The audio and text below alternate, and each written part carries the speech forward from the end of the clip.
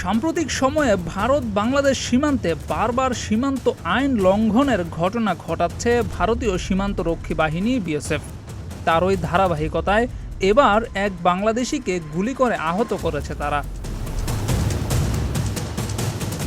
চাঁপাইনবাবগঞ্জ সীমান্তে সবচেয়ে বেশি উত্তেজনা বিরাজ করছে এই মুহূর্তে। আর এই সীমান্তেই ফের বিএসএফের গুলির ঘটনা উত্তেজনায় ঘি ঢেলেছে। বিজিবির পক্ষ থেকে কড়া বার্তা দেওয়া হয়েছে বিএসএফকে।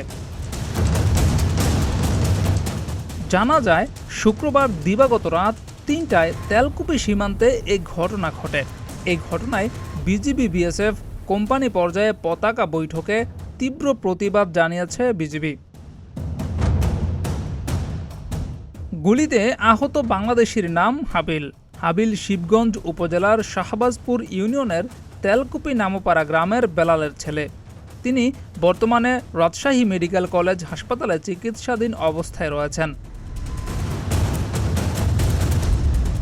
স্থানীয়রা জানায়, ভোরের দিকে ফসলি জমিতে সেচ দেওয়ার জন্য জমিতে যায় হাবিল। জমিতে সেচ দেওয়ার সময় বিএসএফ গুলি চালালে আহত হয় হাবিল। পরবর্তীতে স্থানীয়রা উদ্ধার করে হাসপাতালে চিকিৎসা দেওয়ার জন্য নিয়ে আসে।